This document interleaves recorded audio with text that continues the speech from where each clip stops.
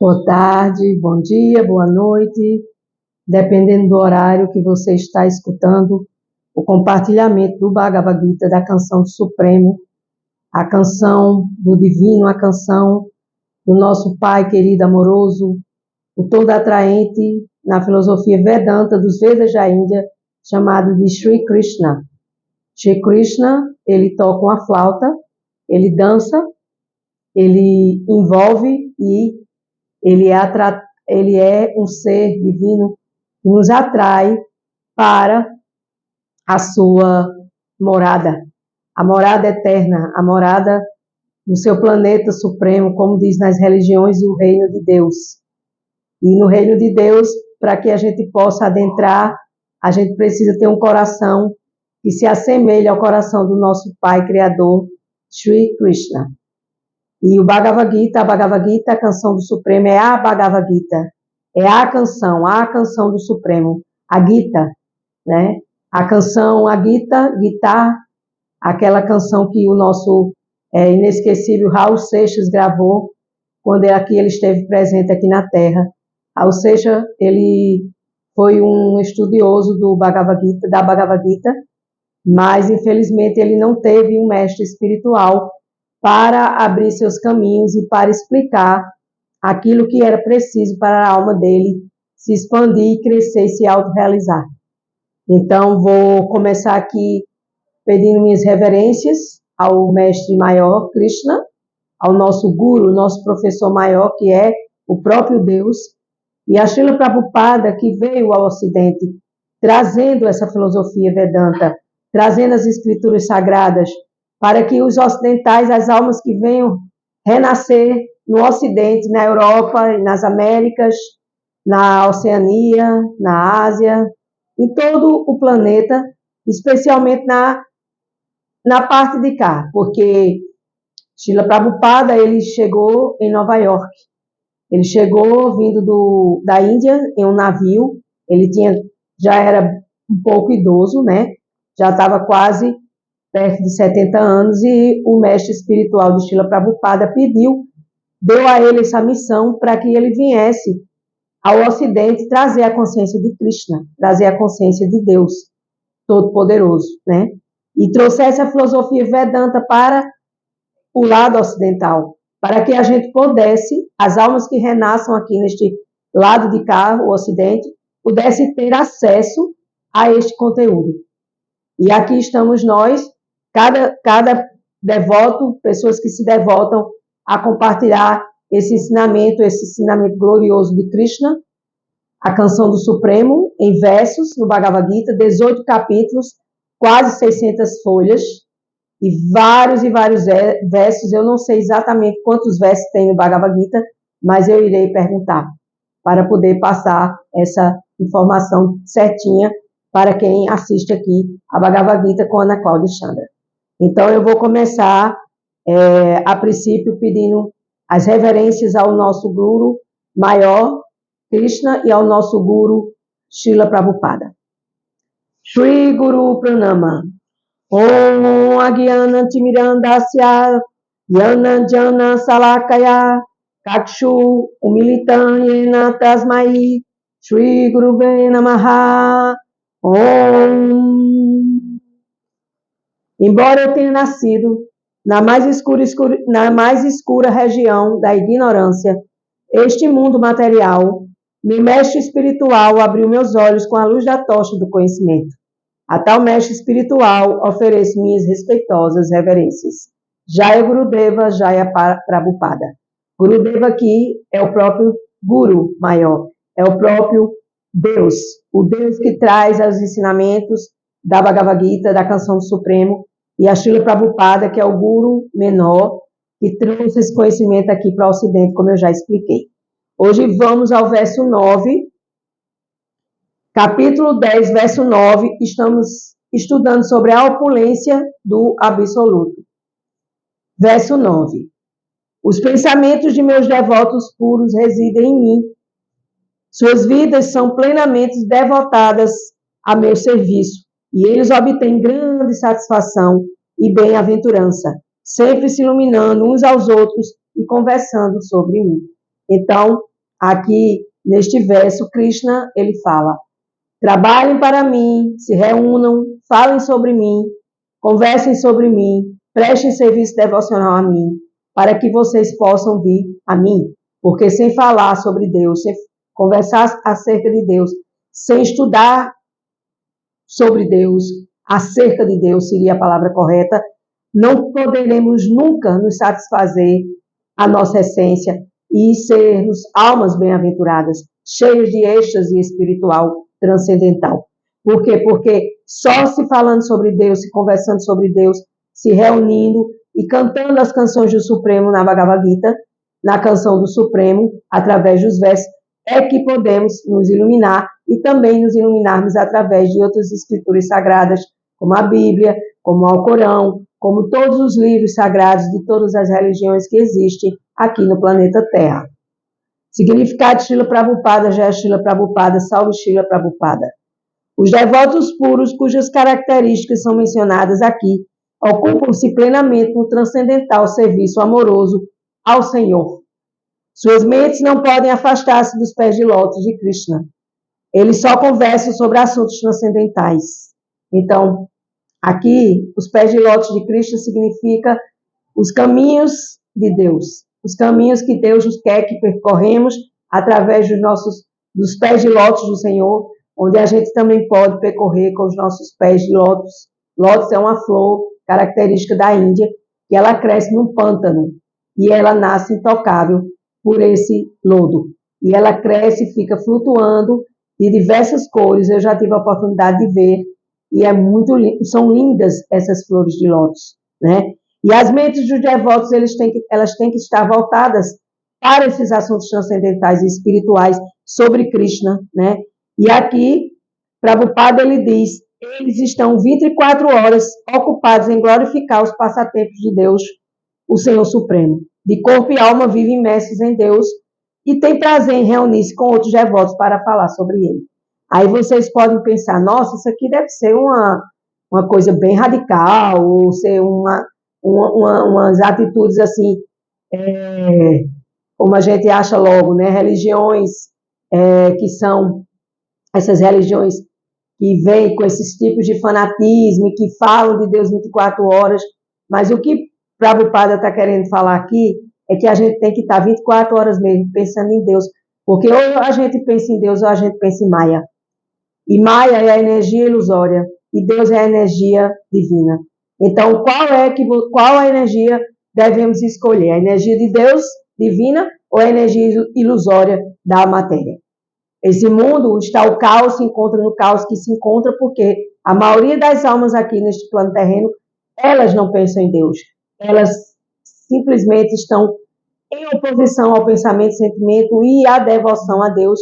E elas não estão servindo a Deus, elas estão atrapalhando Deus.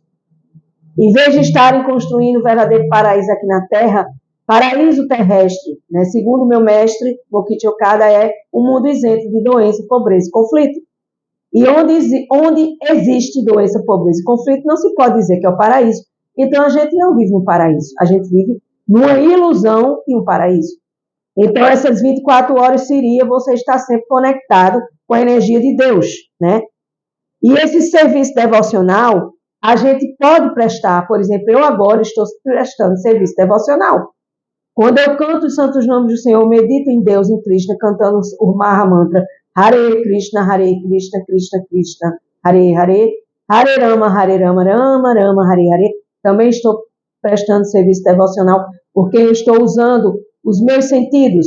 Eu estou usando a audição, a visão, a fala. Eu estou, de certa forma, com um ar puro ao meu redor, né? Digamos que não seja tão puro, mas é um ar que está trazendo essa paz para mim. As minhas mãos estão aqui falando e segurando o livro, então eu estou usando os meus sentidos para Deus. Porque é melhor usar os sentidos para Deus do que usar os sentidos para a Maya, a yoga da ilusão, né? Então, aqui nesse serviço transcendental, serviço devocional ao Senhor, é semear no coração da entidade viva que somos nós, essa semente. A semente do coração de Deus jogada no coração de cada pessoa, de cada alma, que somos almas em corpos, e a gente vai, pouco a pouco, nos elevando em direção a Deus, né? Então, esse cantar do mantra Hare Krishna, como eu já falei aqui, é também um tipo de semente que germina. É uma semente de uma árvore, é como uma semente de uma árvore que brota quando é regada com regularidade. Por quê? Porque todos os dias a gente precisa prestar serviço devocional a Deus 24 horas. Ou seja, estar ligado a Deus sempre que possível, oferecendo tudo que você come, tudo que você tem, tudo que você recebe, tudo que você faz a Deus. Aí, assim, você está prestando serviço devocional a Deus e você está conjuntamente com Deus. Onde você vai, você chama Deus para ir com você. Deus, tu estás comigo. Deus, eu vou fazer um exame. O Senhor está comigo aqui agora para me proteger, para segurar na minha mão. Então, Deus é a segurança. A gente, às vezes, quer achar que o ser humano, as outras almas, as outras pessoas, elas são as nossas seguranças, mas não são, né? Jamais uma alma condicionada nesse corpo material vai ser segurança para outra alma. A verdadeira segurança está na alma suprema, na alma do onipotente, na alma do divino. E esse divino, ele está acoplado em nosso coração, como Mahavishnu, uma grande alma na pequena alma. E isso também é explicado aqui. Este tema também é explicado, o Param-Atma, ou seja, a grande alma na pequena alma, porque Deus é que está dentro de nós, nos regulando, nos controlando o nosso pensar, o nosso sentir, o nosso falar, as nossas atitudes. E se a gente, nós almas, nós não nos voltamos para essa energia divina, transcendental, nós vamos servir a yoga da ilusão, que também é uma energia do Senhor inferior, para testar a gente e fazer com que a gente cresça espiritualmente. Escreveu, não leu, vê a punição do karma, né? Porque seria na singularidade desta expressão popular, né? Significa assim, escreveu, não leu, o pau comeu, ou seja, bate o pau na pessoa, leva uma surra, a pessoa fica sofrendo, a pessoa vai ficar doente, a pessoa vai ter problema financeiro. E se você não se ocupa em Deus, você vai se ocupar para o oposto de Deus. E não é esse Satanás, nem esse diabinho, não é nada disso. É a yoga da ilusão. Vai fazer com que você fique condicionado a estes modos da natureza material, bondade, paixão e ignorância. E o melhor modo para estar mais tempo possível durante um dia é o modo da bondade. Bondade como estilo de vida é outro trabalho que eu estou compartilhando aqui também no ISO Espiritualidade, além da Bhagavad Gita, né? Então, a gente vai viver nesse processo de falar sobre Deus, de cantar sobre Deus, de fazer orações sobre Deus e trazer Deus para os corações das pessoas, fazer com que essa semente ela germine no coração das pessoas. Por exemplo, se você que escuta a Bhagavad Gita, a canção do Supremo, e você gosta, e você acha bacana, compartilhe com outras pessoas. Não é o meu trabalho, mas é esse trabalho de você também ser esse instrumento de Deus para expandir e aumentar corações amorosos neste planeta Terra. Já basta de tanta coisa oposta ao amor que já existe no dia a dia. É só ligar a televisão, é só você sair fora da sua casa que você começa a se deparar com muitas e muitas coisas. Por quê? Porque só o amor de Deus é que faz com que a gente se absorva e que a gente consiga viver um momento mais digno, um momento mais amoroso, estando em contato com Deus Supremo, né? E assim, como um peixe não pode sobreviver fora d'água, nós almas, não podemos estarmos longe de Deus, afastados de Deus, né? Aqui termina a explicação do verso 9. Vamos ao verso 10. Aqueles que estão constantemente devotados a me servir com amor, eu otorgo a compreensão pela qual eles podem vir a mim. Então, quando a gente quer servir a Deus com amor e devoção, sem esperar nada em retorno, oferecendo a sua vida como oferenda a Deus, a gente vai praticando a devoção. A devoção é um processo em que as almas condicionadas que somos nós precisamos estarmos ativas nesse processo. Porque nós estamos dormindo, nós estamos sonolentos aqui nesse plano. Nós estamos achando que viver aqui essas felicidades momentâneas é a verdadeira vida espiritual e não é. Eu posso falar de mim, da minha própria experiência, né? Eu hoje tenho 58 anos, eu já vivi muitas coisas nessa vida, nessa encarnação. E eu digo que hoje eu prefiro optar viver uma vida devocional a Deus, continuando a viver a mesma vida, falando, conversando, saindo, mas com outro estilo de vida. Com um estilo baseado na bondade. Por quê? Porque essa bondade como estilo de vida faz com que você mude o seu jeito de falar, mude o seu jeito de vestir. Vida simples, pensamento elevado. Para que tantas coisas se a gente é feliz com pouco, a gente é feliz com o essencial, que é o amor de Deus. E esse amor a gente precisa nos devotar para que a gente possa ir até Deus. Aqui esse verso ele fala claramente, né? Aqueles que estão constantemente devotados a me servir com amor, eu otorgo a compreensão pela qual pode vir a mim. Isso se chama-se Buddhi Yoga, ou seja, inteligência elevada. Você, quando pratica a Buddhi Yoga, você vai buscando elevar sua consciência, elevar seu nível espiritual, e você vai buscando o entendimento das coisas, sempre com olhos espirituais e não materiais. Né? Srila Prabhupada, ele diz, problemas materiais, soluções espirituais. Né? Então, todo problema ele deve ter e tem um fundo espiritual. E aí a gente precisa, até mesmo as doenças, nós precisamos aprender que as doenças também têm um fundo espiritual. Né? Então, aqui no significado de Srila Prabhupada, ele diz, Buddhi Yoga significa estar em ação, em consciência de Deus, de Krishna. Esta é a inteligência mais elevada, ou seja, adquirir Buddhi Yoga, sair da ignorância e ir para o modo Buddhi, o modo elevado da bondade. Né? Significa inteligência, yoga, atividades místicas ou elevação mística. Quando alguém tenta retornar ao lar, retorna ao Supremo e adota a plena consciência de Cristo em serviço devocional, ou seja, eu quero morar na morada de Deus, porque eu sei que só existe a Terra, que existem outros planetas superiores e que existe o mais superior, que é Deus. Ana Cláudia, isso é muita prepotência da sua parte, querer morar lá no planeta de Deus. Não, não é prepotência. Está escrito aqui no Bhagavad Gita. Eu só falo aquilo que eu estudo aqui no Bhagavad Gita, porque essa é a ciência suprema. Deus diz que a gente pode se liberar, sim, se a gente prestar serviço devocional puro. E se a gente se tornar um devoto puro, a gente vai ter a possibilidade de um dia ir morar no planeta supremo, o planeta Krishna Loka, o planeta onde habita o Supremo Krishna. Então, quem, embora conheça a meta da vida, está afeiçoado aos frutos das atividades materiais, está agindo em karma yoga, ou seja, meu karma pesado, eu estou sofrendo, eu estou vivendo, eu estou fazendo, acontecendo, nunca tem equilíbrio, a vida sobe, a vida desce, então eu estou vivendo meu karma yoga, a yoga, a união através do meu karma, das ações do meu karma. Quando sabemos que a meta é Krishna, porém, sentimos prazer em entregarmos a Krishna. E as especulações mentais, devemos parar de tê-las, porque devemos compreender Krishna e agir em Krishna. E para que a gente age em Deus, em Krishna, a gente precisa ter Jnana Yoga, que é a yoga do conhecimento. É a yoga da Bhagavad Gita, da Canção do Supremo, é a yoga das Escrituras Sagradas, é a yoga de todos os livros sagrados, conhecer Deus através das Escrituras, né? E quando nós conhecemos a meta e buscamos a consciência de Deus, de Krishna, e servimos a Deus com plenitude, estaremos agindo em Bhakti Yoga, a yoga da devoção. Né? A gente pode viver em Karma Yoga, a yoga do karma.